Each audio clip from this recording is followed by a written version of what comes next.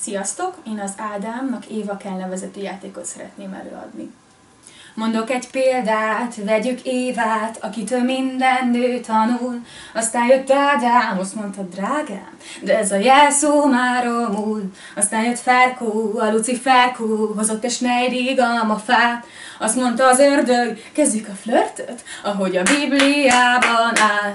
Azt mondta Ádám, Éva, kérem, legyen ma künn a kígyó téren, s este 7:30 tájt, viszem a legszebb női bájt, viszem az intim kis kosztümöm, viszem a diszkrét női bájt, s átesünk az első bűnön, ahogy a Bibliában állt. Ádámnak Éva kell, Évának alma kell, Évának kombiné a fügefa levél. És mikor esni kezd, Lucifer lesni kezd, hogy mikor fújja el a levelet a szél. A levél elrepült, Lucifer elterült, Évának könyvbe lábadt mind a két szeme. Azt mondta Ádám, mi bajod, drágám? Ó, semmi nem érdekes már.